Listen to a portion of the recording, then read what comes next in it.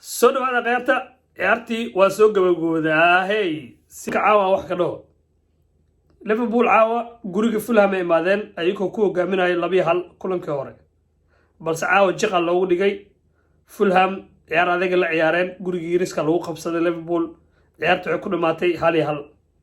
balse Liverpool ku soo baxday aggregate-ka 3-2 Kambali ayaa taageerayaasha Liverpool waxay iska xaadiriyeen Carling Cup-ka finalkiisa waxay la ciyaari doonaan kooxda Chelsea 25 February maalin Axad koobkan video kore ku sheegay horay soo faragashan Allah anaga xasidiinana koobka waxaan rabnaa inaan madax ku digsano sanadka koobka am kaliya madax ku digsan lahayn waay hadii soo faragashatiin adika idin jirtaa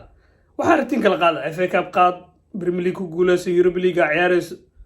Europa League medal Champions League medal I don't know why Liverpool Champions League medal sa hoos igu soo qoran mise Europa League I don't know I think Europa League ciyaarayo Liverpool wax walba ciyaarayso qaata aniga Carling Cup-kan Champions League oo yaa sanadkan koobka cabitaanka lahaa cabitaana ku cabi lahayn ha soo fargashan digniin hore ku sii hadaaye iska imaaw ayarka iska bax koobka anaga qaadeyno ugu dambeyn waxaan leeyahay taageerayaasha Liverpool hambalyo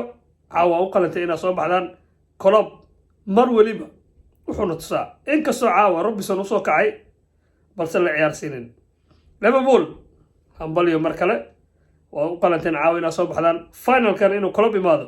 oo sanadka sidii Pep am iska barajeeyo oo 3 koob ku guuleysto uu qalmaa Maxamed Salah laan dhaawacyo badan Liverpool qabaan ala Marino kooxdan gowr macallinkaasoo lacag la geliyay ma laga filayaa sida Pep Guardiola kolob wuxuu baayahay milkiilayaal lacag la bas waa macallin waa dhaaf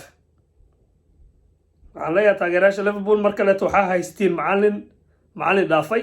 oo shaxdiisu isku celcelinayo hambalyo finalka waa isku soo xaadirseen soo dhawaada